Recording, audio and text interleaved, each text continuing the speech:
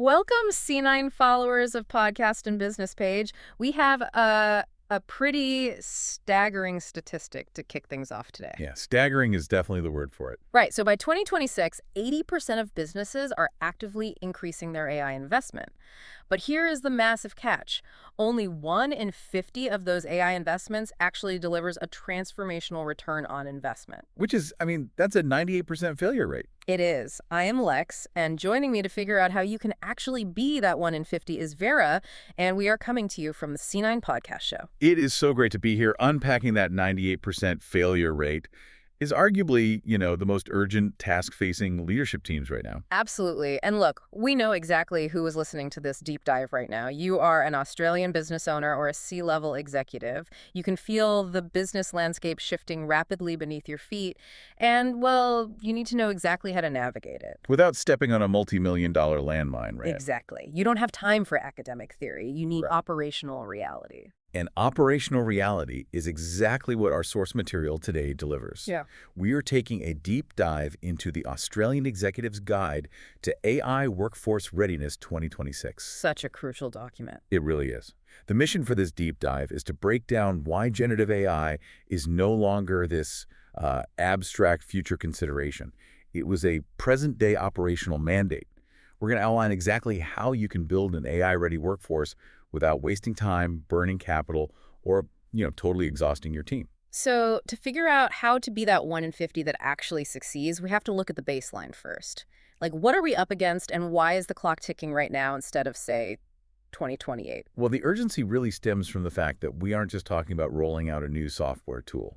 We are looking at a fundamental restructuring of how human beings actually work. Right. The World Economic Forum's 2025 Future of Jobs report, they projected that 39% of core workforce skills will be fundamentally changed or just rendered entirely obsolete by 2030. Wait, let's pause on that. 39%. Yeah, nearly 4 out of 10. That means almost 4 out of every 10 skills your current team relies on to keep your business running are going to evaporate, or at least mutate, in just a few short years. Exactly. So the window to reskill your people is not opening sometime in the future. It is wide open right now. And the economic stakes for Australia specifically are just enormous. Oh, massive. McKinsey estimates that generative AI could boost the Australian GDP by $315 billion annually. But for the executive listening, that number is kind of a trap, isn't it? It is a toil trap because that $315 billion stays entirely theoretical. It remains locked up in white papers and economic models, and it never actually reaches your P&L unless your specific workforce is trained and ready to capture it. Right, which brings us to what the source calls the invisible cost of waiting.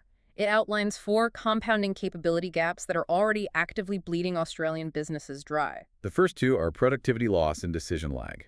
Which makes perfect sense when you think about the mechanism behind it. I mean, you have these highly paid professionals spending hours on pure knowledge synthesis. Yeah, reading 50-page compliance reports, drafting internal communications, formatting data, all of that. Exactly. And AI handles the heavy lifting of those tasks in seconds. Because your competitors are doing it in seconds, their decision cycle takes hours, while yours takes days. And that decision lag feeds directly into the third gap, which is talent pressure. The CSIRO recently noted that AI capability is now a top 3 factor for retaining tech talent in Australia. Wow, top 3. Yes. High-performing professionals simply do not want to work with outdated methodologies anymore. If your organization doesn't provide a credible, modern AI environment, your top performers won't just complain, they'll just migrate to a competitor who does. Which perfectly tees up the 4th gap, compounding disadvantage. And look, this is the concept that really stood out to me. Waiting for AI to, quote-unquote, mature before you adopt it is like waiting to learn how to swim until the floodwaters are already at your door. Oh, that's a great way to put it. Right. By the time you finally jump into the water, the early adopters haven't just learned how to swim, they have built boats. They're cruising past you. Exactly. 18 months of integrated AI workflow doesn't just make a competitor slightly faster. It turns them into a structurally different business. Think about the mechanics of that compounding effect. Over those 18 months, early adopters are building proprietary data assets. They are fine-tuning their models on their own specific customer interactions. And building operational habits. Yes, most importantly, their human workforce is building the operational muscle memory of working alongside an algorithm. Right. You cannot simply buy 18 months of operational habit in some frantic catch-up sprint later on. So if the pressure to adopt is so immense and the cost of sitting on the sidelines is basically existential, why are 49 out of 50 of these investments totally failing? Well, the source material points to something called the critical thinking paradox. The critical thinking paradox. Okay, unpack that for us. The root of that massive failure rate lies in how AI impacts human cognition. Gartner is currently predicting that by 2026, 50% of organizations will actually require AI-free skills assessments during their hiring and evaluation processes. Wait, let me push back on this. If the entire point of generative AI is to do the heavy cognitive lifting for us, why are we suddenly testing people without it? I mean, isn't the goal to offload the thinking so human workers don't have to do the tedious parts? It is a common misconception that AI is there to do all the thinking.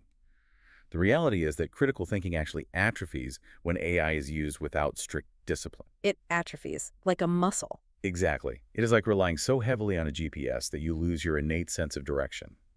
AI readiness is not about replacing your employees' brains with an algorithm.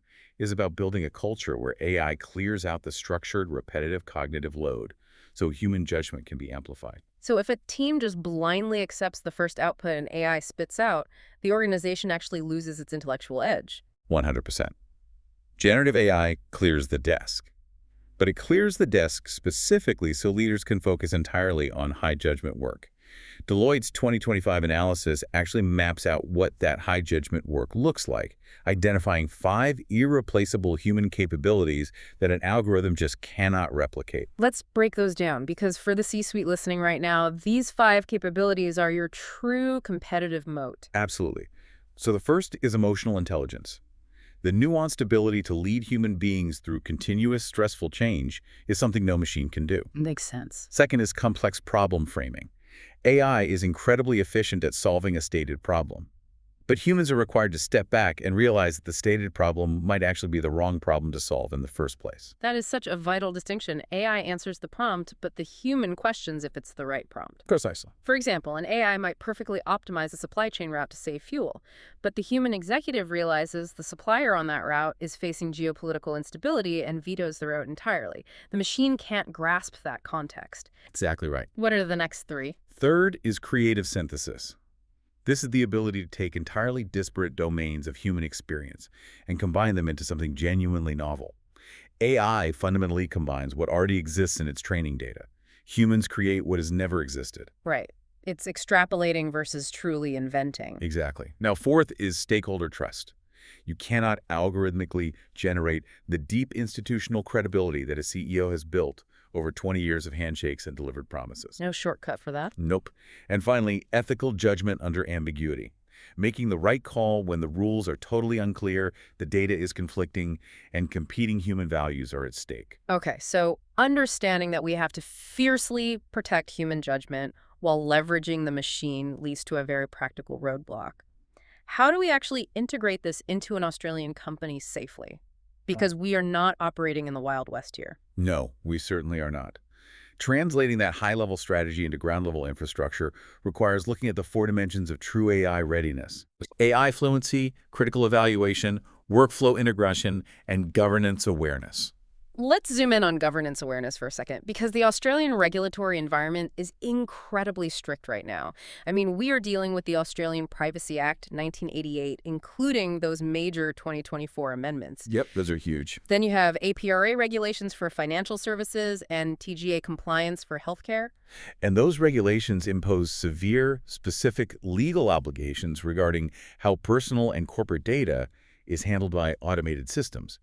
It is the defining hurdle for the Australian C-suite today. Right. And here's the question every executive asks when they look at those hurdles. Like, can I just pull out the corporate credit card, buy a subscription to a global off-the-shelf AI platform, give my entire team a login, and consider the AI box checked? And that exact mindset is where the 49 out of 50 companies fail. Really? Off-the-shelf tools consistently underdeliver because they operate on generic inputs, which means they can only generate generic outputs. A public, off-the-shelf platform does not know your business model. It has no context. Exactly. It does not know your specific Australian compliance context, your operational data, or your customer history. So it is essentially a brilliant stranger. That's a great way to phrase it. And in a highly regulated environment, handing your proprietary data to a brilliant stranger without guardrails is incredibly dangerous. Yeah, I can imagine. If an employee feeds sensitive customer data into a public AI model, just to summarize a report, you have likely just breached the Privacy Act. AI without governance is a massive, uncontrollable liability. But AI integrated properly? Yes, with governance permanently embedded into its architecture, it becomes an operational asset. Okay, so if a public off-the-shelf tool is a compliance liability that only produces generic results, Australian businesses obviously need an alternative. And the source material points to bespoke sovereign infrastructure. You cannot build a bespoke sovereign solution out of thin air, though. You need an enterprise-grade foundation. And the source highlights Amazon Web Services, or AWS, as the essential bedrock for the Australian market. Specifically, it points to AWS Sydney and the newer AWS Brisbane infrastructure. For the non-technical executives listening, why does the physical geography of a cloud server matter so much? Because of data sovereignty. By utilizing AWS infrastructure that is physically located in Sydney and Brisbane, you guarantee that your critical corporate and customer data remains on Australian soil. Right, which is huge for compliance. Exactly.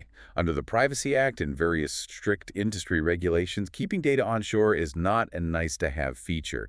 It is a rigid legal requirement. It is also about the security standards built into those data centers. The source notes AWS provides a foundation certified against ISO 27001, SOC2, and the Australian government's own IRAP framework. Yes, IRP is critical. And just to clarify for the boardroom, IRP stands for the Information Security Registered Assessors Program. In plain English, it means the framework is rigorously assessed to handle sensitive Australian government data. Which is the gold standard. Right. If it is secure enough for federal operations, it provides the ultimate peace of mind for your proprietary business data. Plus, through AWS Bedrock, Australian enterprises get access to heavy-hitting enterprise-grade models like Anthropic's Claude, Meta's Llama, Mistral, and Amazon Titan, all contained entirely within that secure onshore fence. Which brings us to a concept from MIT Sloan's 2026 analysis called AI factories. And this is crucial. AI factories, it sounds like a physical manufacturing plant. It does, but an AI factory is not a physical building. It is the internal operational capability to continuously build, deploy, and improve your own AI systems. It is the exact opposite of subscribing to a fragmented collection of public tools that don't even communicate with each other. Buying an off-the-shelf AI is, well, it's like hiring an incredibly smart intern on their very first day. Oh, totally. They have a lot of raw intelligence, but they are completely clueless about your company's history, your brand's tone of voice, or where the sensitive files are kept. You have to explain everything from scratch every single time. Yes, exactly. But a bespoke AI built on a secure AWS foundation specifically for your business, that is like hiring a veteran chief of staff. It operates exclusively on your actual data. It lives silently inside your existing workflows. It knows that Q3 numbers were soft. It knows the CEO prefers bullet points. And it handles complex, multi-step tasks autonomously because it deeply understands your business context. And importantly, a veteran chief of staff operates within your governance frameworks by design, not by accident. That is the fundamental difference between the one company that achieves transformational ROI and the 49 that waste their budget. Okay, so we know the why, the what, and the where. Now we need to get highly tactical. For the executive listening who wants to build this internal AI factory capability, how do they actually execute it? Like, how do you build a bespoke system without enduring a multi-year IT nightmare that blows a massive hole in the annual budget? Right, because nobody wants that. The source material lays out a very specific, highly disciplined 5-phase, 90-day roadmap to production. It is engineered to aggressively mitigate risk while proving absolute financial value quickly. Walk us through this 90-day sprint. Let's imagine a mid-market Australian logistics firm going through this process. What happens in phase 1? Okay, so phase 1 covers weeks 1 and 2, and it is entirely focused on a workflow audit. You map out your top 10 workflows. Just observing what people are doing. Right.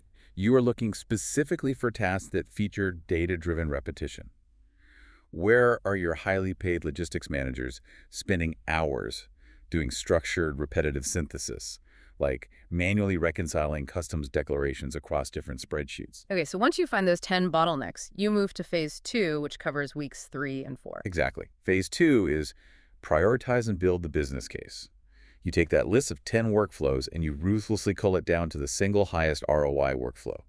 Just one. Just one workflow. Just one. You build a strict, measurable business case around exactly what success looks like for automating that one specific task. Wait, so the strategy is intentionally telling executives not to do a massive company-wide digital transformation. That feels totally counterintuitive to all the move fast and break things tech advice we constantly hear from Silicon Valley. Yeah, well, moving fast and breaking things is how you end up in the 98% failure bracket. Good point. The genius of this roadmap is its restraint. It is about finding a single, undeniable win. You prove the return on investment with hard, real-world data, and then you use the financial success of that one win to fund the next step. It is essentially self-funding innovation. I love that. So once that single business case is locked in, you move to phase 3, which is weeks 5 through 8. This is the bespoke proof of concept. Right. And the critical differentiator in phase 3 is that you build this proof of concept on live production AWS infrastructure connected to your real data. You do not build it in some isolated theoretical sandbox that doesn't reflect the messy reality of your actual operations. Because it has to survive contact with the real world. Then in phase 4, weeks 9 and 10, you hit targeted capability building. And to be clear, this is not a generic company-wide seminar on what artificial intelligence is. No boring PowerPoint presentations. Exactly. This is highly contextual, hands-on training exclusively for the specific team members who will actually use this newly built tool in their daily jobs. You build their AI fluency right at the point of friction. And then we finally cross the finish line with phase 5 in weeks 11 and 12, which is measure, report, and scale. You capture the live production data from that one automated workflow. How much time was actually saved? Did the error rates drop in those customs declarations? The hard numbers. The hard numbers. You take that board-ready ROI report, you definitively prove the success of the initial investment, and then you scale that new capability across the next set of workflows on your list. It is an incredibly pragmatic, disciplined approach to technology. And as we wrap up this deep dive, a core takeaway for the boardroom is just crystal clear. AI workforce readiness is not a technology question for the IT department to figure out in isolation. It is the defining strategic business question for Australian enterprises in 2026. It really is. The underlying technology is already mature. The large language models are incredibly powerful. The true competitive differentiator moving forward is entirely about how effectively your human workforce can direct, validate, and integrate those models into your daily regulated operations securely. The great news for Australian leaders listening is that you do not have to architect this infrastructure or figure out the integration process alone. The expertise to cross this capability gap is available right now on the ground in Brisbane, Sydney, and Melbourne.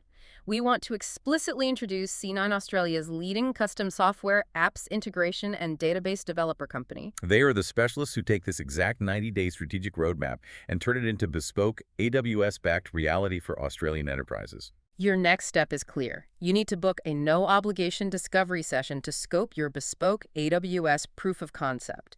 You can do that right now by visiting www.t9.com.au. That is www.c9.com.au. While you're online, please remember to click that follow button and share this deep dive with other business leaders in your network who urgently need to hear this knowledge. Because getting this architecture right is the line that separates the market leaders from the laggards in this current cycle. Absolutely. And we want to leave you with a final provocative thought to mull over as you assess your own organization's strategy. We spend so much time culturally worrying about whether AI will replace human intelligence. But based on everything we have unpacked today, what if the ultimate competitive advantage in the 2026 AI era isn't having the most advanced algorithms? What if the real advantage is having the most fundamentally human leadership team, a team that knows exactly how to direct the machine? You don't just want to blindly increase your AI investment like the rest of the market. You want to ensure your business is the 1 in 50 that actually transforms. Thank you for joining us on this deep dive.